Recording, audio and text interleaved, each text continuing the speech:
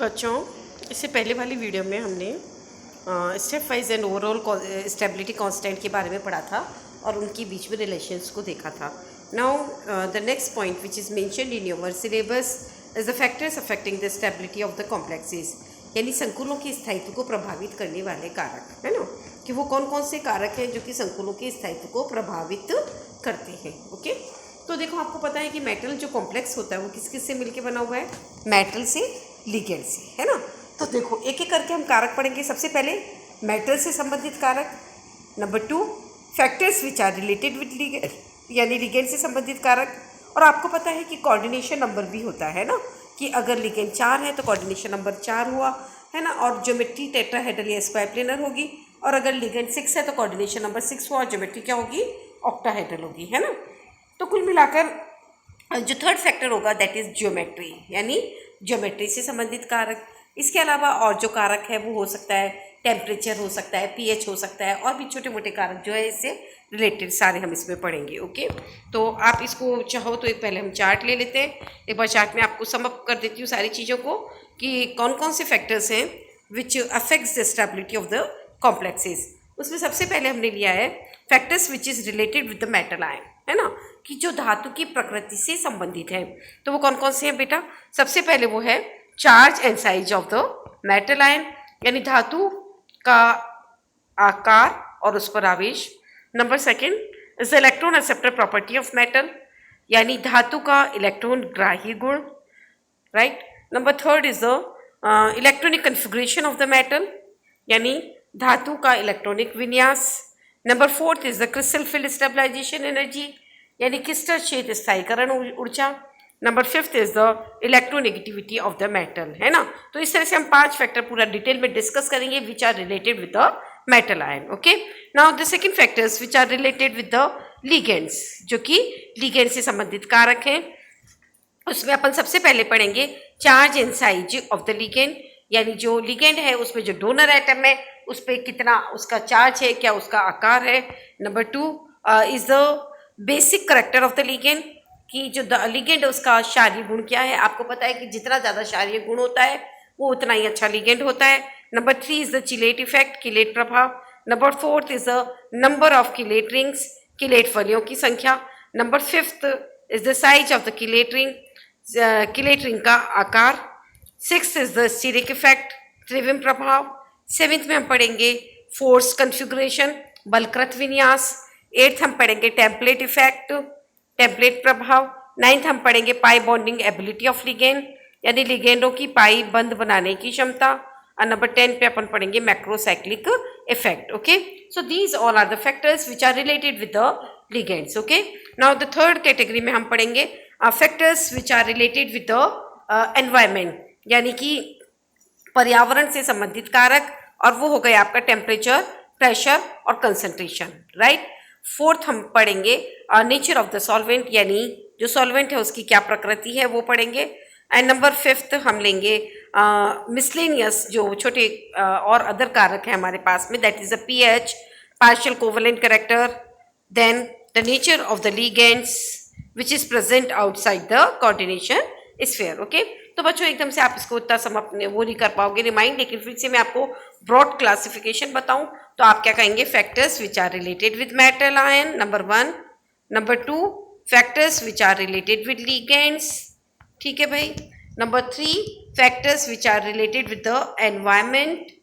Number 4th factors which are related with the solvent and other factors. Okay, तो सबसे पहले we will start with the today in my this video we will start the first factor which are related with the metal ion, and the first one is the charge and size of the metal ion, यानी धातु ion का आकार और उस पर आवेश। Okay, तो आप अगर इस पॉइंट को देखें तो आपको मालूम है कि जो आयनिक विभव होता है, यानी आयनिक पोटेंशियल जो होता है वो होता है चार्ज और साइज का अनुपात, यानी charge on the metal ion upon size on the cation, है ना। तो जितना ज़्यादा किसी धातु पर आवेश होगा, जितनी छोटी उसकी त्रिज्या होगी, उसके लिए आयनिक विभव फाई का मान उतना ही ज़्यादा होगा, है ना। और जितना ज़्यादा फाई होगा कॉम्प्लेक्स भी उतना ही ज़्यादा स्टेबल होगा। क्यों होगा भाई स्टेबल? क्योंकि पॉजिटिव आयन अगर मेटल पे ज़्यादा है तो वो खूब अच्छे से बॉन्डिंग बनाएगा, है ना। और अगर उसका छोटा आकार है तो वो बहुत ही प्रबल बॉन्डिंग बनाएगा लिगेंड के साथ में। तो कुल मिलाकर मेटल जो कैटायन है उसके ऊपर जितना ज़्यादा चार्ज होगा, उसका जितना छोटा आकार होगा, उतना ही ज़्यादा आयनिक विभव का मान होगा, राइट। तो इस तरह से जो कंपाउंड बनेगा आपका कॉम्प्लेक्स, उसकी स्टेबिलिटी भी ज़्यादा होगी।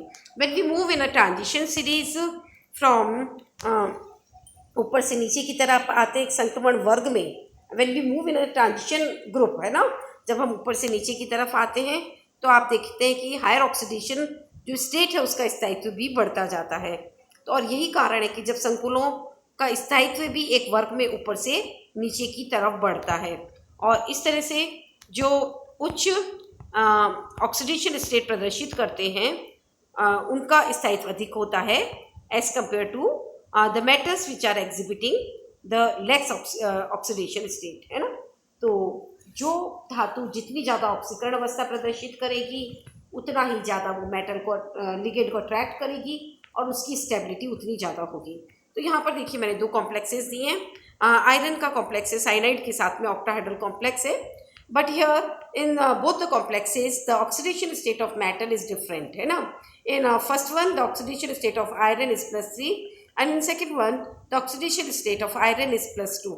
तो आप क्या देखेंगे, if you see the value of log beta, है ना, लॉग बीटा क्या हो गया, बीटा मैंने आपको बताया था ओवरऑल स्टेबिलिटी कांस्टेंट। तो अगर हम इसकी लॉग बीटा की वैल्यू देखेंगे तो आप देखेंगे कि जिसमें आयरन के ऊपर +3 चार्ज है उसकी स्टेबिलिटी ज़्यादा है। कितनी ज़्यादा, आप देखो 31.0, है ना। जबकि जब आयरन पे हम ऑक्सीडेशन स्टेट कम कर देते हैं +2 होती है तो उसकी स्टेबिलिटी कम होकर के सिर्फ रह जाती है 8.3, है ना। इसी तरह से आप देखेंगे कि कोबाल्ट +2 का जो कॉम्प्लेक्स होता है उसकी स्टेबिलिटी कम होती है और कोबाल्ट +3 के कॉम्प्लेक्स की स्टेबिलिटी ज़्यादा होती है। So this is the first point in transition series in a group when we move from up to down. तो जितना ज़्यादा ऑक्सीडेशन स्टेट होगी उतना ज़्यादा स्थायित्व होगा, right. Now when we move in a group तो आप देखेंगे कि जो पॉजिटिव चार्ज है वो तो सेम रहता है ऊपर से नीचे आने पर, but the size of the cation increases, लेकिन जो धनायन है उसका आकार बढ़ता है ना। और अगर धनायन का आकार बढ़ेगा तो आप देखेंगे कि आयनिक विभव का मान फाई कम हो जाएगा, और अगर फाई का मान कम हुआ तो स्थायित्व भी क्या होगा, कम होगा, है ना।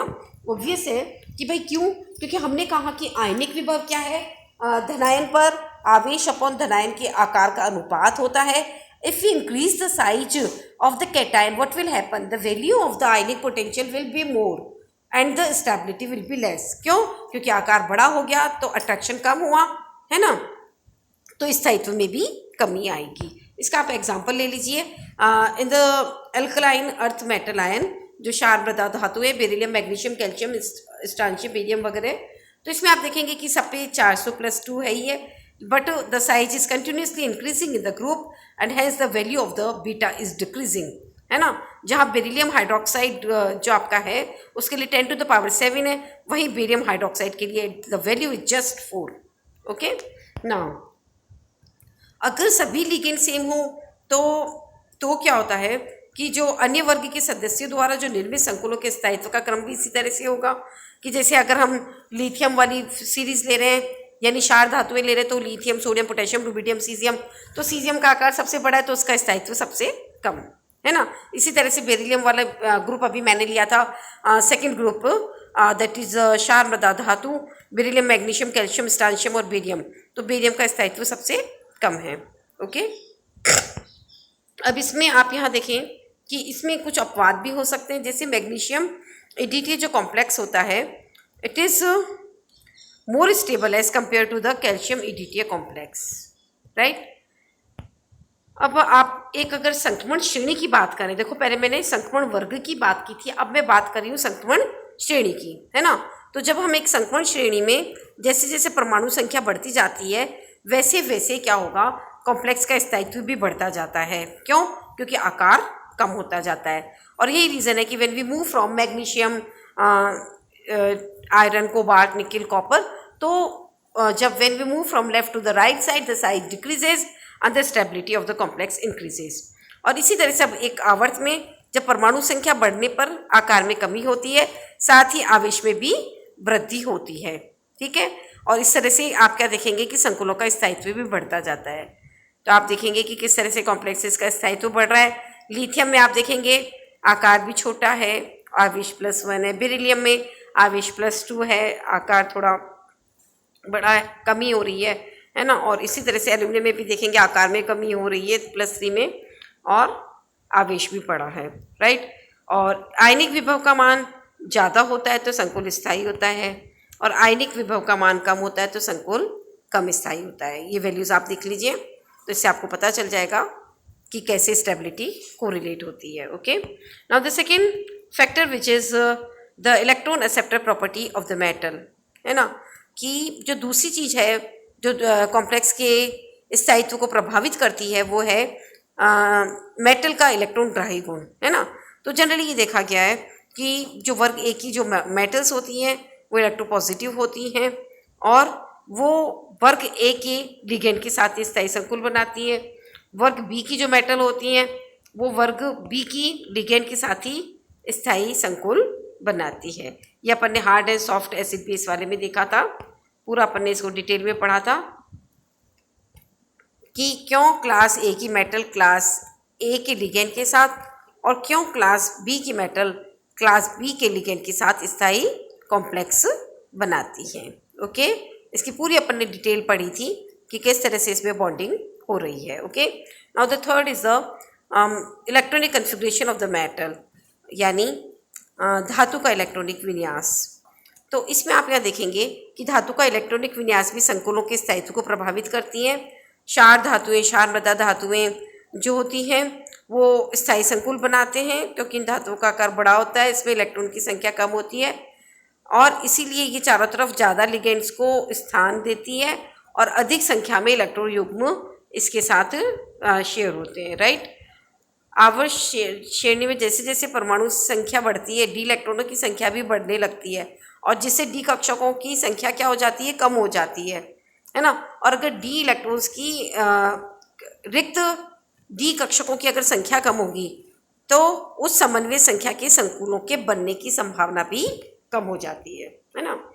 अगर हम ऑक्टाहेड्रल कंपाउंड बनाते हैं तो हमें 2 डी कक्षक खाली चाहिए होते हैं, और यही कारण है कि D1 से D6 तक के विन्यास वाली जो मेटल होती है ना वो ऑक्टाहेड्रल कंपाउंड बनाती है, और जो D7 से D9 तक के विन्यास वाली होती है वो क्या करती है, स्क्वायर प्लेनर कंपाउंड बनाती है, और D10 जो विन्यास होता है वो टेट्राहेड्रल ज्योमेट्री बनाता है, क्योंकि उसकी स्टेबिलिटी ज़्यादा होती है। Got it. इसी तरह से जिसके आउटर मोस्ट शेल का विन्यास इनर्ट गैस की तरह हो, 8 इलेक्ट्रॉन वाला, दैट इज N-1 S2P6, उसकी जो पोलराइजिंग पावर होती है वो सूडो इनर्ट गैस वाले विन्यास यानी N-1 S2P6 D10 या inert pair configuration that is N-1 S2P6 D10 NS2 वाले विन्यासों की तुलना में कम होती है। तो कुल मिला के बच्चों मेरा कहने का मतलब क्या हुआ कि जिनका विन्यास इनर्ट गैस की तरह होता है ना, उनकी ध्रुवण शक्ति जो होती है वो छद्म अक्रिय गैस विन्यास वालों की तुलना में कम होती है ना, और इसलिए वो आयनिक कंपाउंड बनाएंगे क्योंकि उनकी ध्रुवण शक्ति कम है। और यही कारण है कि जैसे कॉपर +1 है, कैडमियम +2 है, इनका विन्यास कैसा है, सूडो इनर्ट गैस की तरह है ना। तो इन आयनों की ध्रुवण शक्ति ज़्यादा होती है as compare to the sodium +, calcium +2, है ना। तो यही कारण है कि जो सोडियम प्लस है वो आयनिक कंपाउंड बनाता है, जबकि कॉपर जो होता है वो कोवलेंट कंपाउंड बनाता है, राइट। और इस तरह से इसके स्थायित्व को भी हम डिस्कस कर सकते हैं। तो आज वाली वीडियो में बच्चों मैंने आपको 3 फैक्टर्स बताए which are related with the metal ion. In my next video, we will discuss the rest factors which are related with the metal and other. Okay.